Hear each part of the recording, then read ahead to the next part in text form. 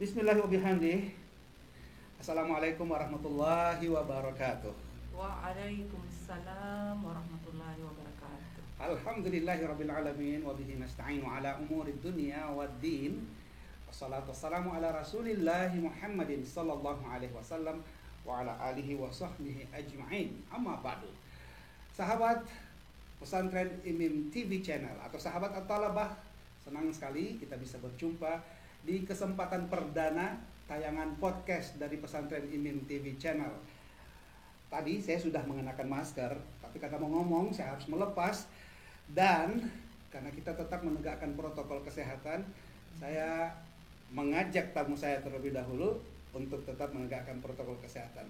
Bu Dini, apa kabar? Assalamualaikum.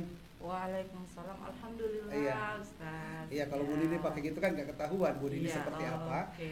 Silahkan buka Jadi, masker, kita oke. ganti dengan face shield. Nah, Oke. di depan kita juga sudah ada hand sanitizer. Mari kita manfaatkan ini. Seperti tertahan Ibu Dini. Oke lah. Kadang-kadang kita syuting ada saja yang terjadi. Dan saudara pemirsa, senang sekali bahwa di tayangan perdana ini Anda bisa menyaksikan kami melalui channel Pesantren IMIM TV Channel. Anda juga bisa mendapatkan banyak informasi tentang Pesantren IMIM di beberapa akun media sosial. Budin, Ya. ada Pesantren IMIM untuk Facebook dan juga Instagram. Saya mau perkenalkan dulu ini tamu saya yang sangat cuantik ini. Masya Ibu Allah. Dini adalah konselor, Oke. begitu ya Betul. sebutannya, Iya. atau bimbingan konseling yang bertugas di Pondok Pesantren IMIM Kampus 1 di Tamalan Rea, sekaligus juga di Kampus 2 Iya. di Moncong Loe. Oh. Kalau ada yang perlu diperkenalkan, silahkan, mungkin mau menyapa penonton kita. Bu Dini silahkan, time is yours. Iya. Oke, assalamualaikum. Ya, alhamdulillah hari ini diberi kesempatan untuk bisa berbincang-bincang di TV channel IMIM Pesantren IMIM TV Channel. TV Jangan Channel. kebalik-balik, Oh, nanti iya, oke. nyasar di kamar lain. Oke. Eh, hari ini sangat surprise sekali buat Iya. saya ya, karena bisa diundang pada kesempatan hari ini untuk berbicara lebih banyak tentang konseling. Dan hari ini mungkin banyak kita mengupas Iya. bagaimana sih proses penanganan kasus yang Ada di kita Pondok hadapi Pesantren. di Iya. pesantren. Bu Din, sebenarnya spesifik apa yang sangat spesifik di lingkungan boarding school asrama dibandingkan dengan katakanlah kolega atau istilahnya apa? Konseling. Konseling, Nah, konseling, objeknya disebut dengan klien. klien. Iya. Itu dia.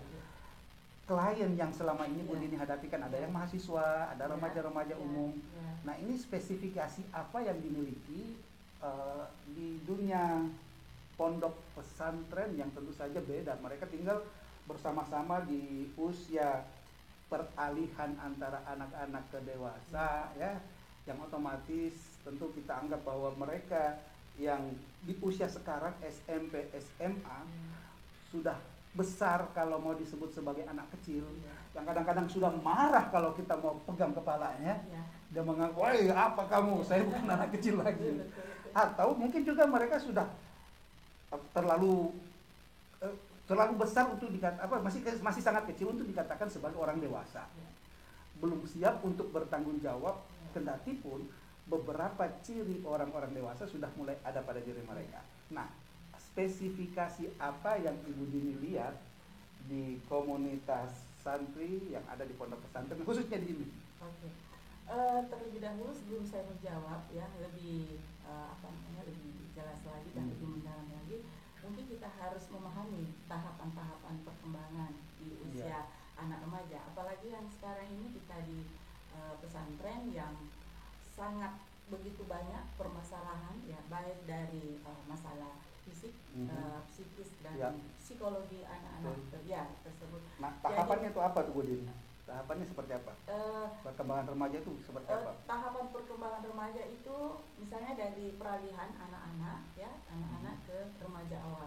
Itu banyak hal yang terjadi yang mereka tidak pahami. Misalnya ada perubahan fisik. suara mulai berubah, ya. Udah mulai puber ya. Sudah mulai puber, terus balik tumbuh kumis tipis atau bulu-bulu ya. Jadi semua itu merupakan pertanda bahwa anak ini sudah dalam proses perubahan, masa peralihan, di masa pubertas, yang mana di masa itu banyak terjadi hal-hal yang kalau kita tidak cepat menyikapi, ya otomatis anak itu akan menjadi bermasalah buat dirinya ya. Apalagi kalau dia tidak paham, kenapa saya bisa berubah gitu, kenapa suara saya yang dulu agak tajam, melengking, kenapa harus lebih berat gitu ya. Jadi banyak hal yang harus kita beri pemahaman pada remaja. Nah Budi, saya pernah mendengar nih istilah pancaroba atau istilah mencari jati diri.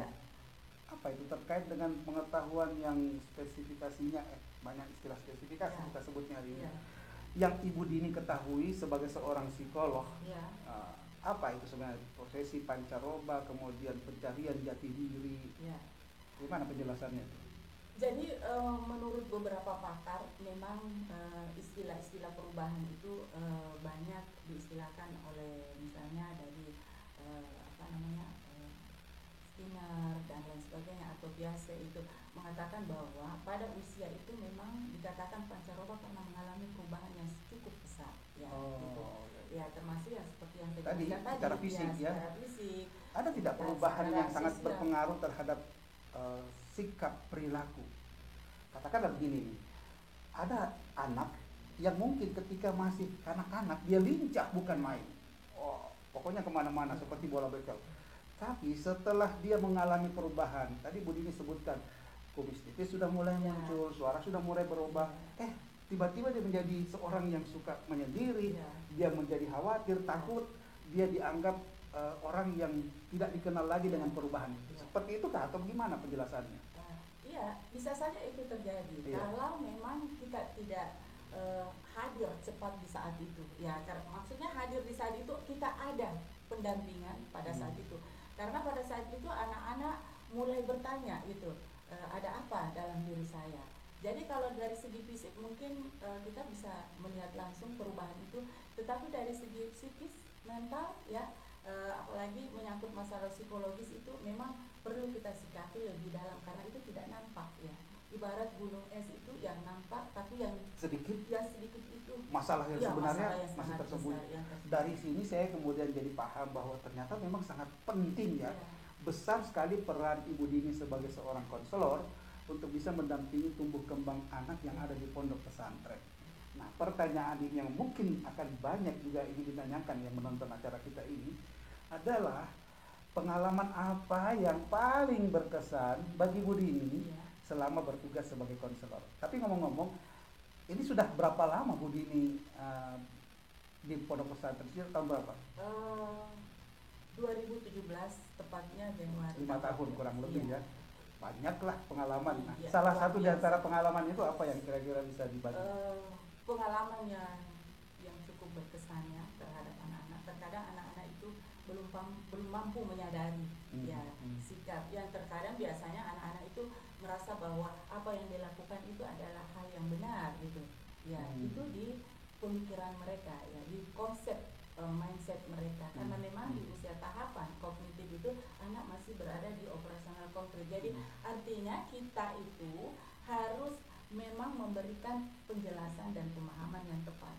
Terkadang anak-anak di usia itu hanya bisa menikmati, tetapi konsekuensi ke depannya resiko itu dia tidak paham. Ya. Gitu ya. Jadi posisinya kita memberitahukan bahwa resiko itu adalah kita. Gitu. Bahwa kalau kamu misalnya tidurnya terlalu malam sehingga kamu bisa terlambat sekolah, ya dia tidak memahami, tapi dia menikmati begadang misalnya. Dia tidak pernah berpikir bahwa besok saya telat dan lain sebagainya. Tetapi kita harus sadar bahwa kalau kamu begadang pasti akan telat. Nah, kalau demikian bagaimana seharusnya mereka mendapatkan peringatan atau apa mungkin ya cara kita memperingati mereka yang bisa diterima oleh mereka yang mindsetnya memang sudah menganggap bahwa this is me, ini dunia saya dan tolong jangan ganggu dengan Ya. area domain saya bahwa saya tidak, saya senang dengan begadang ya, Ya. saya juga yang Ya. mengalami.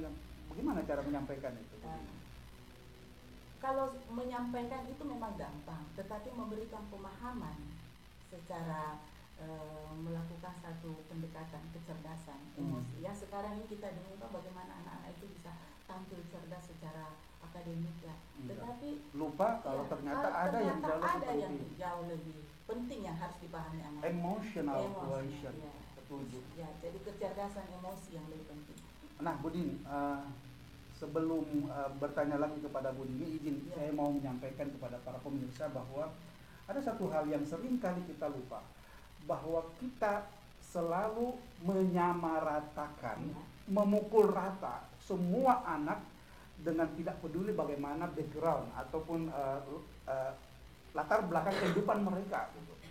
Sebab kadang-kadang ada anak yang cara dia bersikap, cara dia memperlakukan temannya, atau mungkin karakternya jadi berbeda ketika di pondok pesantren, padahal kita tidak menelusuri lebih jauh kenapa dia seperti itu sebelum masuk pesantren. Nah, di IMIN, pesantren ini, adakah proses untuk mengenal itu sebagai bagian dari proses rekrutmen calon santri baru misalnya? Ya, itu namanya pengadopsian perilaku. Pengadopsian perilaku. Garis bawah tuh. Ya. Pengadopsian perilaku. Ya, jadi perilaku-perilaku yang sudah dibawa dari rumah, ya, berdasarkan pola pengasuhan yang didapatkan, itu nanti akan menjadi satu kebiasaan kalau dia tidak mampu beradaptasi dengan cepat dengan lingkungan yang ada di asrama atau ada di pesantren. Makanya kita bekali anak-anak santri kita. Jadi kalau misalnya belajar itu nanti kalau memang kecerdasan emosi sudah dipahami, baik secara self awareness-nya yaitu kesadaran diri, kemudian ada empati, motivasi, kepedulian diri dan social skill itu memang sudah terbentuk dari rumah, itu bisa dikatakan bahwa anak itu sudah memiliki satu kesadaran sehingga proses pembinaan itu tidak terlalu ribet ya, karena dia sudah memahami bagaimana cara setelah mandi jemur handuknya, tidak perlu lagi diberitahu bahwa handuknya kalau sudah dipakai dijemur ya, karena sudah ada pembelajaran dari rumah ya. Tetapi tidak semua anak memiliki skill yang demikian masuk ke asrama. Jadi disitulah perannya sebagai pembina, bagaimana anak itu diberikan pengetahuan, wawasan bahwa hal-hal yang sangat simpel justru itu yang akan memberikan satu pengaruh yang besar kalau kita tidak tangani secara cepat. Ini kita tidak sadar waktu berputar cepat ya Budi. Tapi satu pertanyaan nih sebelum kita mengakhiri kebersamaan kita, bahwa sepenting apakah pengelola pesantren memberikan jaminan bagi anak-anaknya, bahwa anak-anak santrinya bahwa kehidupan mereka di pondok pesantren yang notabene meninggalkan kampung halaman dan keluarga itu, mereka perlu ada sosok yang bisa menggantikan peran ibu dan ayah. Sepenting apa itu? Oke. Itu adalah PR buat kita di pesantren. Bagaimana anak-anak itu dia berada di pesantren, di asrama, terus kemudian mendapatkan satu kemandirian, ya, utamanya memiliki kesadaran dirinya, sehingga itu nanti menjadi modal. Bahwa dia dalam proses untuk pencarian jati diri dan belajar mandiri. Iya, belajar. Artinya orang tua mungkin tidak bersama, tetapi pengelola akan memberikan jaminan bahwa ada, katakanlah wanita talib yang menjadi pengganti ayah. Ada ibu asuh yang mungkin sewaktu-waktu bisa mengisi kelowongan ketiadaan seorang ibu. Dan memang itu dipersyaratkan sebagai wali talib, memposisikan dirinya sebagai orang tua, sebagai pendamping ya, yang bisa mengarahkan, yang bisa membimbing dan memberikan wawasan yang baik buat anak-anak santri. Saya pikir kebersamaan kita sudah memberikan banyak sekali tambahan wawasan, terutama berkaitan dengan bagaimana pendidikan dan pembinaan karakter anak. Tapi mudah-mudahan Bu Dini tidak sungkan lagi ataupun mungkin tetap punya waktu untuk datang ke sini. Kalau boleh nanti kita akan beri porsi khusus dialog dengan anak-anak, jadi konseling di udara melalui virtual yang mungkin akan bermanfaat juga dengan anak-anak sebaya dengan mereka. Katakanlah mungkin bolehkah kita berpacaran? Iya. Ya, nggak usah dijawab Bu Dini karena nanti di acara tersendiri. Kita buat tema tersendiri. Baik, terima kasih Bu Dini sudah mau bagi ilmu, bagi waktu untuk kita semuanya. Dan satu hal untuk para pemirsa Pesantren Imin TV Channel, PITC, Pitch, Pesantren Imin TV Channel, bahwa tidak ada anak yang nakal. Iya. Yang ada adalah salah asuhan. Ya. Keliru dalam mengasuh, gitu ya. Iya. Dikoreksi kalau saya salah dalam memberikan kesimpulan. Yang jelas, saya ingin mengucapkan terima kasih bahwa Anda sudah punya kesempatan untuk menyaksikan tayangan ini. Tapi jangan lupa kalau mau menyaksikan tayangan yang lebih menarik dari ini, silahkan Anda boleh subscribe dan pencet lonceng warna merah ya. Sehingga ini bisa terus menjadi notifikasi di layar Anda, di laman Anda untuk bisa menyaksikan semua berita-berita seputar pesantren Imin. Dan Anda juga bisa membuka media sosial lainnya, ada di Facebook maupun Instagram. Saya Muhammadiyah Yunus, kemudian juga ada di sini Ustadz Mubarak Mustafa selaku Director, dan tentu saja tamu istimewa saya Ibu Dini. Makasih ya Bu Dini ya. Jangan kapok-kapok. Ini silahkan hand sanitizer boleh diminum. Sorry. Ya, nanti